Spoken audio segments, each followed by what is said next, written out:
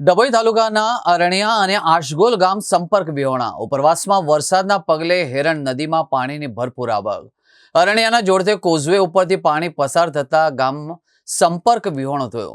ઉપરવાસમાં વરસાદના પગલે ડભોઈ તાલુકાની નદીઓમાં પાણીની ભરપૂર આવક. હેરણ નદી બંને કાંઠે વહેતા જ આસગોલ અને અરણિયા ગામ થયા સંપર્ક વિહોણા. તલાટી અને મંત્રી સ્થળ પર પહોંચી તંત્રને જાણ કરી. હેરણ નદીમાં પૂરની પરિસ્થિતિને લઈને તંત્ર એલર્ટ પર છે.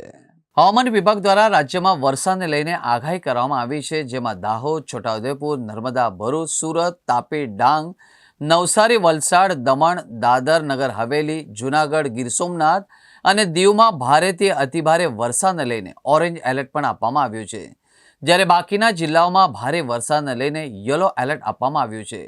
ડભોઈ તાલુકાના અરણિયા અને આરોગાલ ગામ સંપર્ક વિહોણા ઉપરવાસમાં વરસાદના પગલે હેરણ નદીમાં પાણીની ભરપૂર આવક. અરણિયાને જોડતા કોઝવે ઉપર પાણીથી પસાર થતા ગામ સંપર્ક વિહોણો થયો છે. ઉપરવાસમાં વરસાદના પગલે ડભોઈ તાલુકાની નદીઓમાં પાણીની ભરપૂર આવક. હેરણ નદી બંને કાંઠે વહેતા આસગોલ અને અરણિયા ગામ થયા સંપર્ક વિહોણા. તલાટી મંત્રી સ્થળ પર પહોંચી તંત્રને જાણ કરી છે. આ સાથે જ હેરણ નદીમાં પૂરની પરિસ્થિતિને લઈને તંત્ર એલર્ટ થયું છે.